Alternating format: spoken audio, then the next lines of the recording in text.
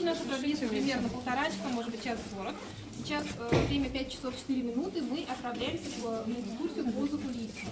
Мы с вами посетим зрительскую, служебную часть. Вот вы пошли с другого входа, не с того, с которого обычно заходят зрители в этот театр. И вы увидите, как внутри устроен театр, какие у нас есть цеха. Мы посетим несколько, так сказать, больших отделов театра. Потом пройдем зрительскую часть, которая, вероятно, вам больше знакома. Ведь все были в театре на нашем спектакле. Вот. И у нас, как вы знаете, идет подготовка к Шаляпинскому фестивалю, который откроется 1 февраля. Премьеры оперы «Царская невеста» Римского-Корсакова. И сегодня в 6 часов начнется репетиция, и режиссер Михаил Панджавидзе, это режиссер, который поставил у нас уже несколько спектаклей, он разрешил нам с вами посетить 30 минут репетиции. Поскольку это процесс закрытый, как бы еще пока не вполне готовый продукт, возможно, какие-то остановки, возможно, какие-то режиссерские ремарки. Вы, думаю, на это не будете так сильно обращать внимание, просто увидите этот процесс изнутри, как режиссер работает, что он говорит, что вообще происходит, как ставится свет, как ходят артисты, еще не вполне понимающие, куда им идти и так далее. Мы увидим внутренность театра, внутренность его работы. Хорошо? Хорошо. По всем вопросам, если у вас есть какие-то вопросы, обращайтесь либо ко мне, либо к Елене Остроумовой. Сейчас она подойдет. Я думаю, что все вы ее запомните. План мероприятий нашей школы вы должны были все получить на электронную почту. Все получили, все нормально. Там уже, в принципе, некоторые регистрации закрыты. То есть у нас 11 мероприятий, и на каждое мероприятие квота 50 человек. То есть больше мы уже принять не можем. Приходите на дальнейшие мероприятия, они будут проходить не только в этом театре, но и в Доме актера на Щапова, в творческой лаборатории «Угол» и в театре Тинчурина. Пока все. Я думаю, что мы можем отправляться. Сейчас, секундочку.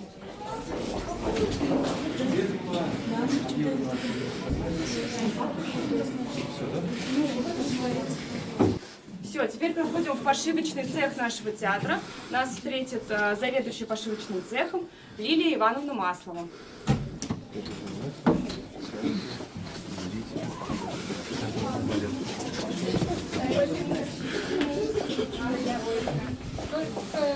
К сожалению, показать нечего вам.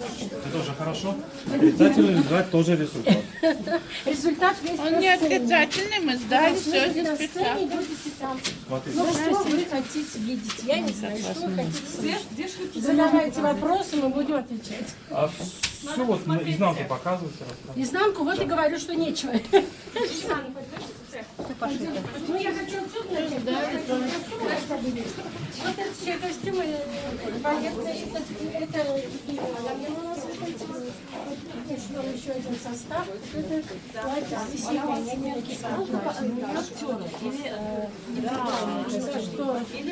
что вот то, что есть, есть. А вы попросили маленько, чтобы тут тоже было слышно, а?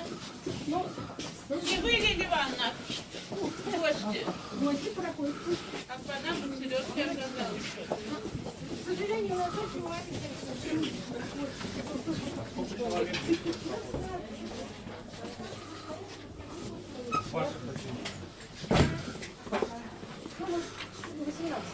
Там есть у нас еще механики.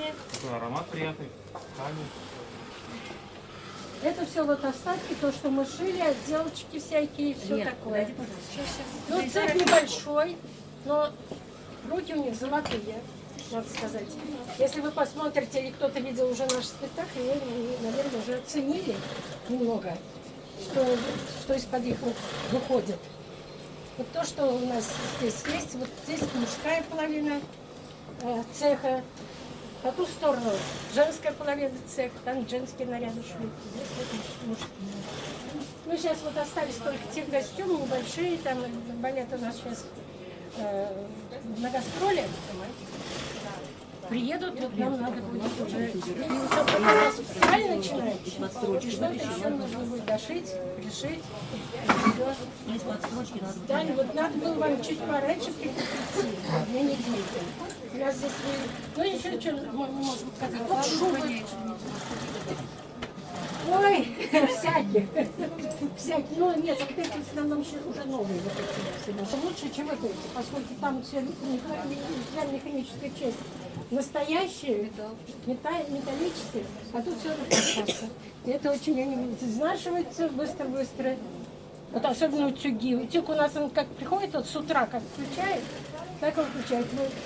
Вы знаете, весь месяц работали без выходных. Не было у нас ни одного выходного, никаких праздников, никаких каникул.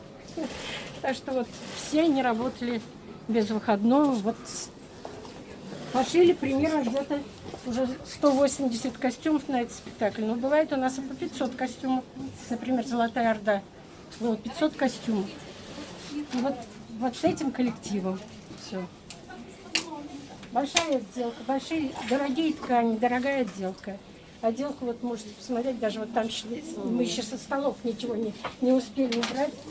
Вот эта шуба, вот можете посмотрите, вот там они, шуба, рубашка.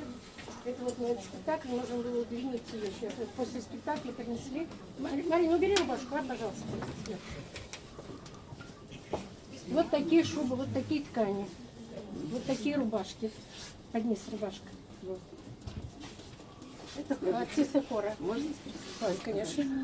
Вот на фестиваль ведь приезжают с разными спектаклями. Там Нет, солисты. на фестиваль наши все спектакли приезжают солисты разные. Да, вот солисты приезжают, они со своими костюмами Нет, приезжают? нет. Вы им шьете? Все мы шьем. Вы заранее, все их размеры должны заранее узнать, подобрать. А они нам присылают свои Данные? фото. Да, и в общем мы шьем вот на этот, кстати, ну, конечно, вот сейчас, вот мы сейчас на этот спектакль, у нас 16 солистов, за исключением 4 своих. В общем, 12 костюмов шили Все чужую. параметры идеально ложатся, прям идеально. Ну, мерка, примерка, идеально для 16 в общей сложности 60. Ну, 18 там механик есть еще у нас. А потом эти костюмы куда девают? Костюмер. Ну, задается на следующий спектакль, когда будет следующий, как. А приезжие солисты, вот они один раз выступили или там 2 раза на время приглашения, все получается? Потому что наши это понятно, они Стараемся. А наших-то и нет, у нас наших только хор. Вот в смысле, там на хор вы одели, и наш только хор, которых тоже 70 человек у нас. Так что у нас Смотрите, когда... а новый артист приезжает для этой же роли, уже новый костюм под него шьется? Или старый или вы переделывается? переделываете? Бывает и переделываем, бывает и новые шлем. Вот на этот тот спектакль все шили новые. Все. Все они На этот приехали-то какой? они всего за 15 дней до выпуска, до сегодняшнего дня. Знаете, они, конечно, все... Всю ночь кормить 16 человек. Но костюмы у вас очень красивые. Спасибо. И от нас вам благодарность от Спасибо. зрителей. Ну, то есть Большое спасибо. работаете круглые сутки в прямом смысле, Да, да? с 9 до 9 вот они работали. Я говорю, что в этот месяц вообще не было у нас ни одного выходного дня. Ни одного. Сегодня вот и поэтому у нас сейчас нет здесь людей, потому что я уж их отпустила. У нас только девушек, видите, хотят помочь. Вы не возражаете, если кто-то из них? Чего, помочь Да. с удовольствием. Да. У нас приходят помогать. Вот отсюда поподробнее. Бывшие наши работники, бывшие пенсионеры, которые приходят. Спасибо вам большое. Вот, пожалуйста, подойдите. Тоже там ничего. Помочь надо уметь. И здесь Даш, Евгений Онегин, хотели отдохнуть немного. Евгений Онегин. А потом они складывают к себе, если ролик тоже отпоет, все складывается и едут за границу. Все костюмы едут за границу. Возвращаются. Ну, потом, естественно, вместе с ними, с артистами. А куда ездят? Очень редко, очень редко. В основном они привозят сегодня на гала-концерты, свои концертные платья. А там взглянешь, а сцену вот ничего. Знаете, вот это все вот все которые у нас остались. А у нас новые, вот новые, да. Коридорщики. А они просто как... А художники, Сейчас я вам покажу эскизы. На эти спектакли. Вот это эти дети, которые... Вот это из Марфа. Это вот в этом. То, что они царские невесты. Да, да. Вот это эскиз. Пожалуйста, можете сфотографировать. Все, в театре шлем, да, да. Вот побольше. Резной.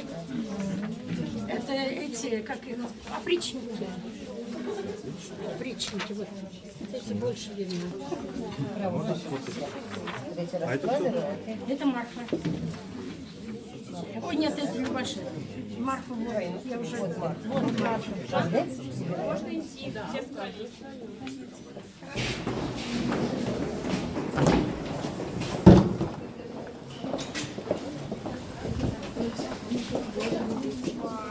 В пошивочном цехе, вам, наверное, уже рассказали, да, что все костюмы готовятся здесь. И есть спектакли, где огромное количество костюмов, до 500-550 костюмов были, например, это балет «Спартак» и другие. И в течение нескольких месяцев идет работа в подготовке каждого спектакля. А потом эти костюмы, они не хранятся в пошивочном цехе, они отдаются в костюмерный цех.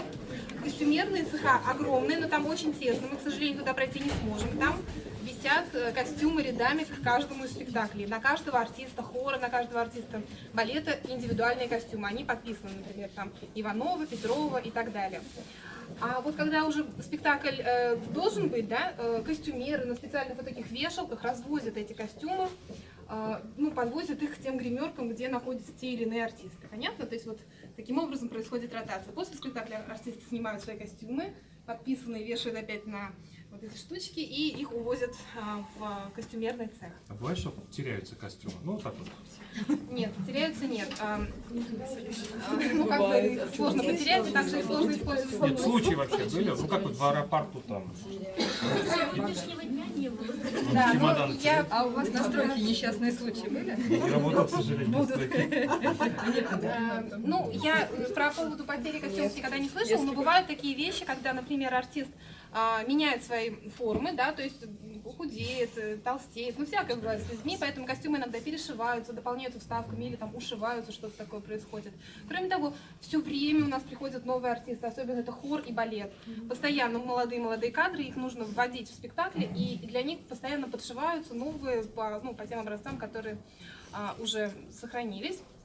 Вот. Ну и кроме того, еще бывают такие редкие случаи, когда на Шаляпинский фестиваль приезжают гастролеры, которые никогда здесь не были. Они заранее присылают свои мерки, и им по меркам готовится костюм. Ведь они приезжают за 1-2 дня. А за 1-2 дня сшить костюм невозможно, можно только его подогнать. То есть его вот как бы в черне делают, вернее, ну почти полностью сшивают по меркам, но потом уже чуть-чуть где-то что-то ушивают или расшивают, в зависимости от человека и его состояния, в котором он приехал к нам на фестиваль. Понятно? Скажите, а их чистят Владимир, или Владимир. новые шьют? Скажите, пожалуйста, Их либо стирают, либо их там каким-то образом чистят. Некоторые балетные артисты свои костюмы сами стирают, потому что, ну, пачки, знаете, там есть расшитые какие-то пачки, их трудно содержать в чистоте и трудно надеяться на костюмеров, что они уследят за всеми пачками. Поэтому артисты балета, особенно ведущие солисты, они имеют даже, ну, иногда дома висящие индивидуальные костюмы, за ними сами тщательно следят, если там какая-нибудь украшение, клепка оторвалась, сами там подшивают, каменья и так далее. То есть вот такой вот процесс. Пачки, кстати, тоже делают у нас в пошивочном цехе. Специально есть один мастер по пачкам. Также есть один мастер по головным уборам, который делает разные, ну, там, шляпы и все, что нужно для головы. Понятно? Сейчас, секундочку, я подойду. Идемте сейчас в цех росписи декораций. Вы уже заранее можете видеть, что вот здесь вот около цеха лежат свернутые декорации. А как они расписываются, мы увидим в цехе. Пойдемте. скажите, а как обувь? Вот понятно, пройти на контакт.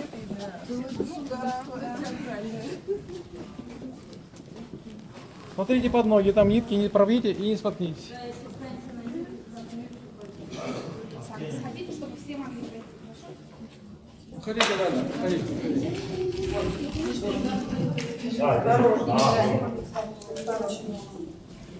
Еще дальше проходите. Уходите.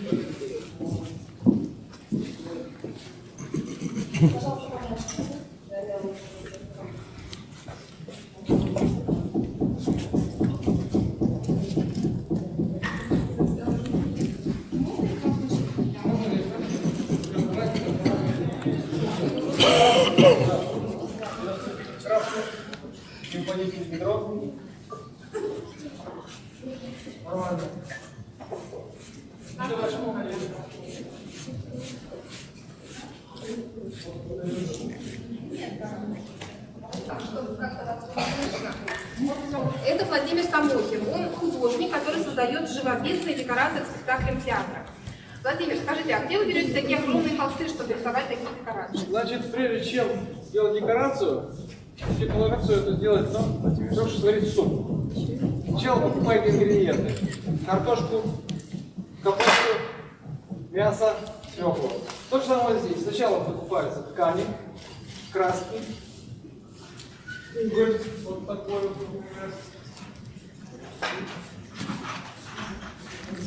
Вот так вот. Можете подержать. Да, вот такой вот уголь. Могу передать кому-нибудь, но можете пачкать руки. Ткань вот такая вот. Тоже А эта ткань... Значит, это чистый хлопок, называется двунитка. Нитка. Значит, обжеты специально едет в Иваново на командировку за этой тканью. После этого на профессиональных машинках шьется вот это вот полотно. Расстилается здесь. А какой размер у этого? После этого, вот видите, вот под ногами, вы видите, чтобы не пропустить. Вот это ниточка. Квадраты такие. И с каждым метром делается насечка, вбивается в хвостик и натягиваются такие ниточки. Потом.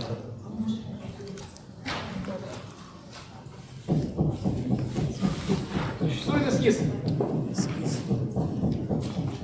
Вот можно. А это из какого спектакля? Вот такой должен быть запись. В итоге. Это корсар? На! Вот это бумаги можете посмотреть. Вот эти клеточки нарисованы. Вот. Эти клеточки вот равны в масштабе вот этим клеточкам. Все очень просто.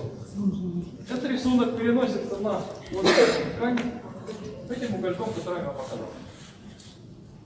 Когда рисунок готов, делается подмалевок.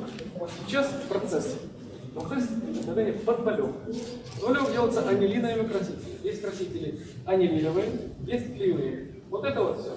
Это анилиновые красители, анилиновые носители, из которых ваш покрашены вот эти вот кофточки, шарфики и все остальное. Клеевые красители, за название, содержат клей. Акрил.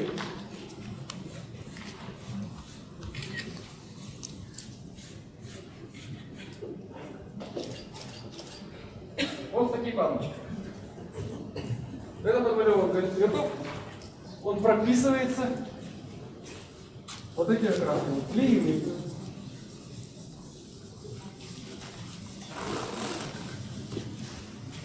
После чего он сворачивается, и вот в коридоре вы видели вот так вот вдоль стеночки, вот все это сложено. Это вот половина спектакля.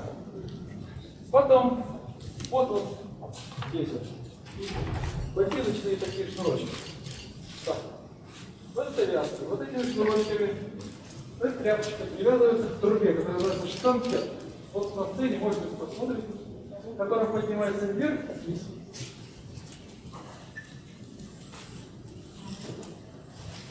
После чего ставится свет, закрывается занавес, вы садитесь в кресло и смотрите работу тысячи человек. Все очень просто. Нужная краска кладется в нужное место. Все. В целом слышно было, да, вот какая терминология? Да. Какой размер вот этого задника? Значит, размер определяется. Вот длина от края до этого края. У всех одинаково. 20 метров определяется одиночный текст. Наши штампы. То есть вот этой железкой, по которой ходит вверх, вниз. Делать на длине, направить, делать короче, оставить свободным. Высота определяется высотой от пола сцены до холостяков, разделенных пополам. Чтобы вот это спускается другая, и таким образом происходит смена очень быстро. А сколько Причем это здесь буквально сколько несколько высота секунд. получается? Здесь сколько высота? Здесь конкретно сколько высота? Значит, здесь у нас получается длина 20 метров, здесь высота 11. 11. Да. Хорошо, а вы сейчас готовитесь к корсару? Корсару? Да, это как Корсар. Корсар это балет. новая постановка. Постановщик украинский художник, довольно известный Андрей Злотов. У нас довольно много его спектаклей. Да, премьера будет в мае на Нурийском фестивале. То есть сейчас готовятся уже задники к... Открытие Нурийского фестиваля будет вот этим спектаклем. Приходите, если достанете билет. Причем после спектакля он в тур и на гастроли за границей. А за границей билеты раз в 10 дороже, так что пытайтесь попасть здесь. Или придется ехать в Германию, Голландию. Владимир, еще вопрос можно? А вот на один спектакль сколько вы готовите задников?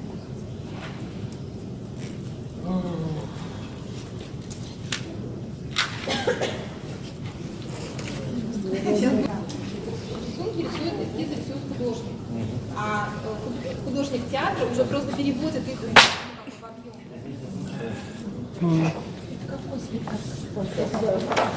Все концерт? Вот так много твоего? Это на один спектакль? Ну, по-видимому, да. Потому что, видите, есть вот эти боковые кулисы, насколько я понимаю. Есть какие-то отдельные элементы, которые там тоже навешиваются и спускаются, понимаю. И есть полные задники, которые... Это все корсар, да?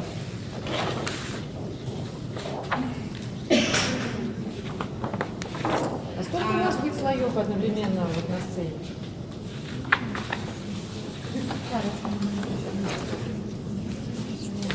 Владимир, скажите, пожалуйста.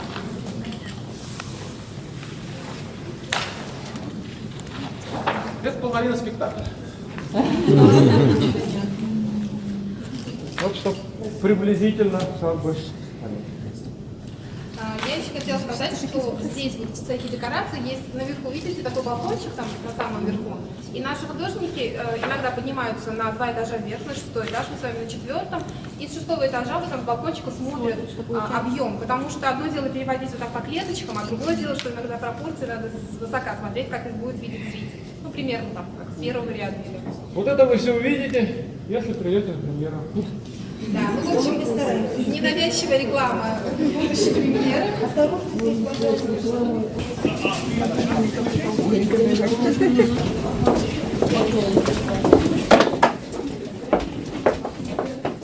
Ну и вот тут мы видим вот эти скалы, это из Кармен. Там есть третий акт, где контрабандисты с Кармен вместе укрываются там в скалах. И вот, если вы были на этом спектакле, вы можете теперь понять, как скалы выглядят в действительности. Они, скорее всего, из пенопласта или каких-то таких вот синтетических материалов, но они окрашиваются, напыляются, чтобы... Нет, она жесткая. Она жесткая, но легкая, да, то есть натуральная камень, скажем так. А вот сегодня в «Царской невесте» как раз-таки очень много натуральных материалов. Это дерево живое, такое мореное, это листы стали, меди, там, в общем, вы сами это увидите. Идемте дальше? Да, пойдем через первый этаж. Нужно, чтобы... Нам по одному идти или парой? Ставите пары. Нет, ну серьезно, там же можно... Нет, ну провалиться, наверное.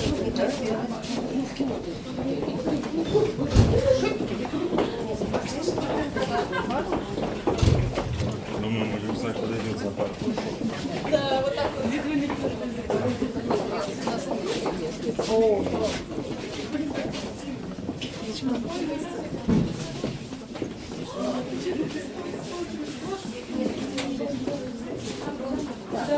Ой, подожди, словили.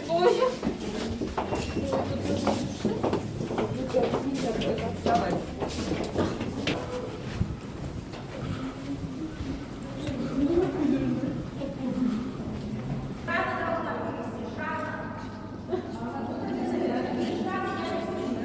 Да, мы идем.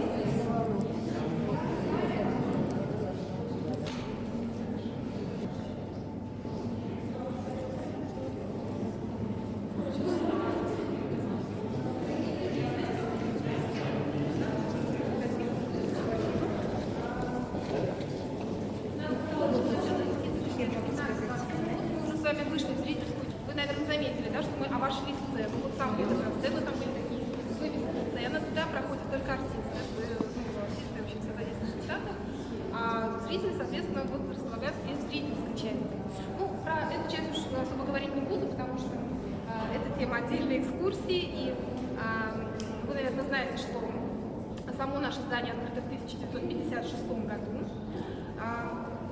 Но вот тот интерьер, который мы сейчас видим, он несколько был изменен в рамках реконструкции 2005 года, когда была проведена капитальная реконструкция, и, так сказать, мы недавно сами нашли фотографии того периода, просто, можно сказать, все снесли, ну, можно сказать, что все так вот отсоединили, что можно было отсоединить, все заново там штукатурили, ремонтировали и заново наносили разные элементы.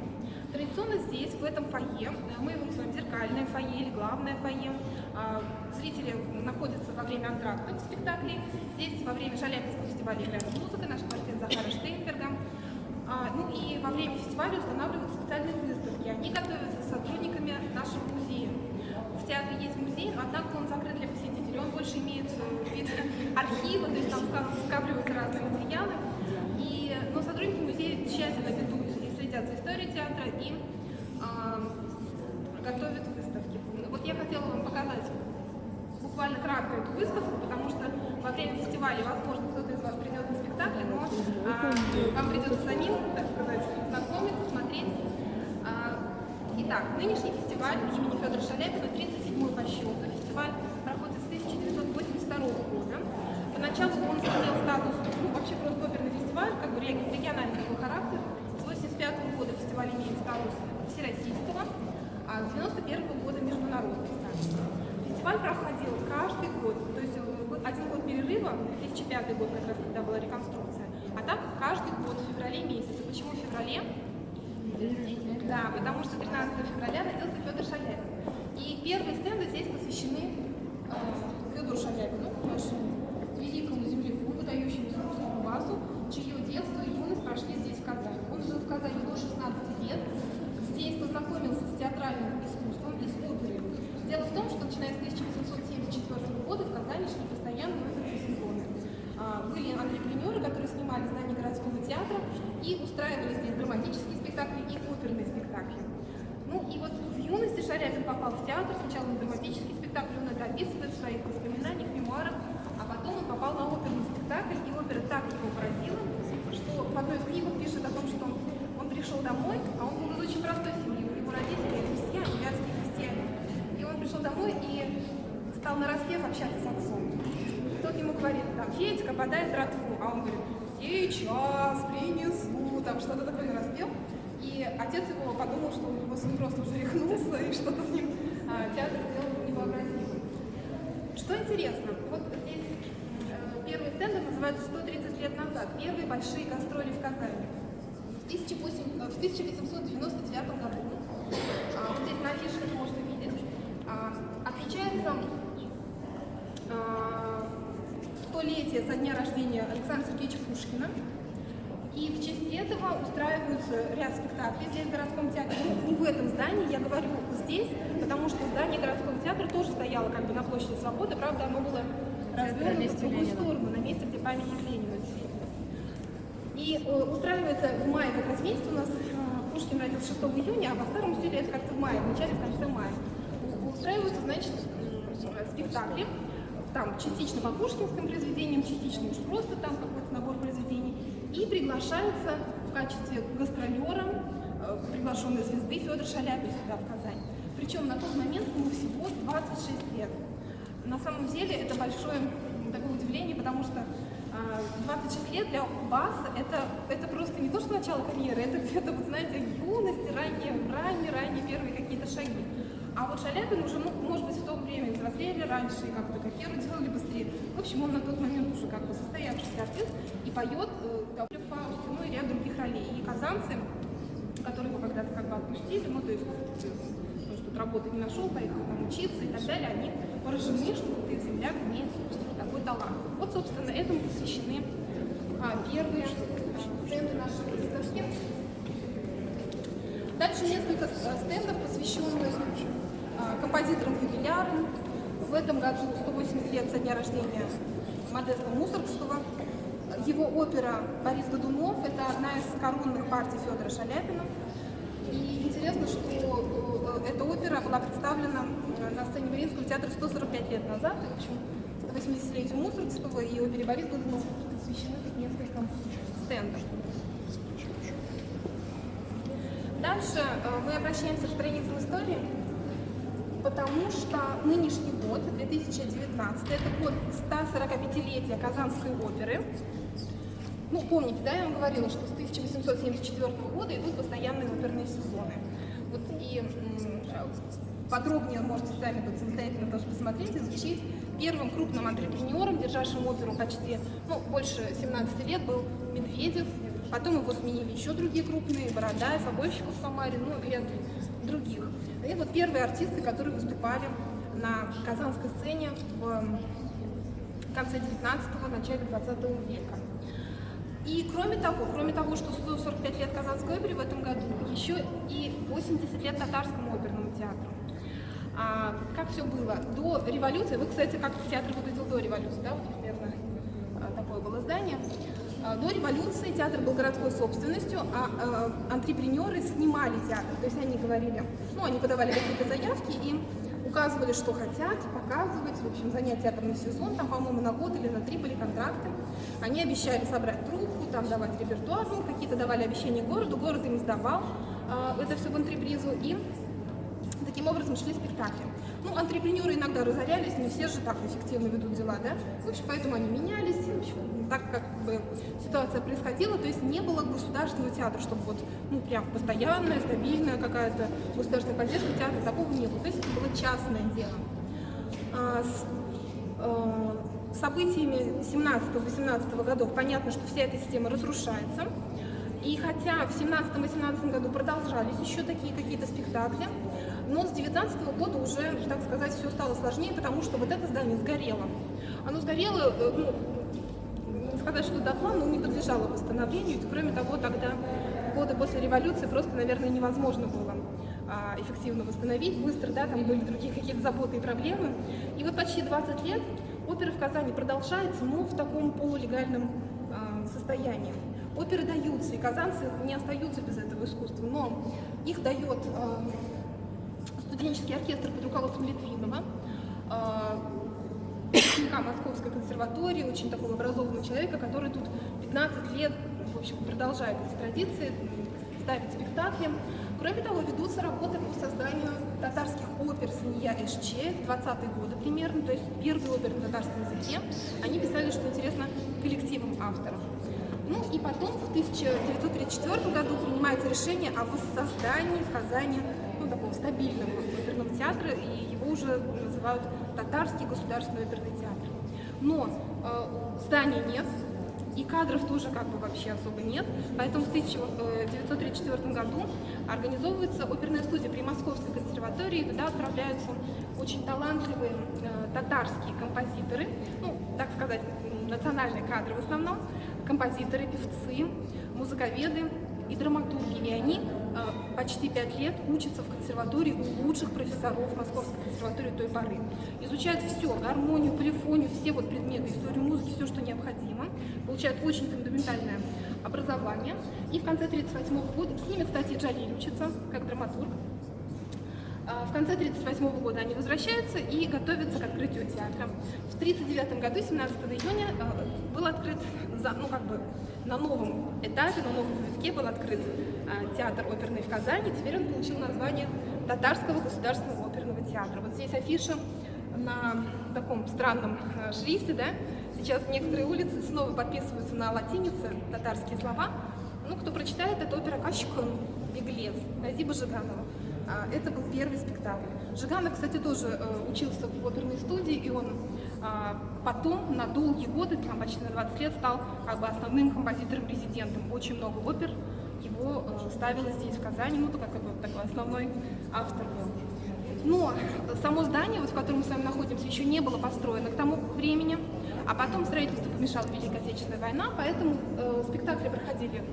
Первое, открытие прошло в театре, нынешнем театре Качалова, а потом спектакли долгое время проходили на в театре Тинчурина на улице Горького. Не случайно в рамках нашей образовательной программы мы сходим с вами в театр Тинчурина на премьеры опер молодых татарских композиторов, татарстанских композиторов. Это событие запланировано на 4 февраля, кто зарегистрировался, очень хорошо. Ну и вот здесь такая небольшая фотография, как театр строится. Ну, в общем, строили, в конце концов достроили, как я уже сказала, в 1956 году. Ну, дальше я так не буду особо обращать внимание на Балет Шурале, где тогда показали там, премьеру? в театре Тинчурина. Он тогда назывался театр Камала. В 1945 году стояла премьера балета Шурале, но вот еще пока там. На самом деле, вот более подробно об истории нашего театра и о двух юбилеях, 145-летием и 70-летием, мы поговорим на лекции 6 февраля в Доме актера. Там будет небольшой фильм представлен, и там будет со слайдами тоже такая презентация, так что кто может, приходите туда. Эти стенды посвящены юбилярам нашего театра. В этом году, в 19-м, много юбилеев. И вот прежде всего хотела сказать о директоре нашего театра, о Руфале Мухаметзянове, который возглавляет театр с 1981 года, который много сделал для развития, для становления, для укрепления, так сказать, позиции нашего театра и его репутации. Именно при нем были придуманы фестивали: Шаляпинский в 1982 году, фестиваль классического балета в 1987 году. Именно Мухаметзянов сумел встретиться и пригласить Рудольфа Нуриева в Казань в 1992 году и заполучить у него согласие на то, чтобы фестиваль балетного искусства впоследствии носил его имя. С 1993 года балетный фестиваль носит имя Рудольфа Нуриева, одного из самых талантливых танцовщиков, татарин по национальности. Там вовремя начинают? Хорошо. Ну что ж, с выставкой те, кто придут на фестиваль, могут познакомиться в дальнейшем самостоятельно, а мы пойдем с вами на репетицию. Внимание, один момент.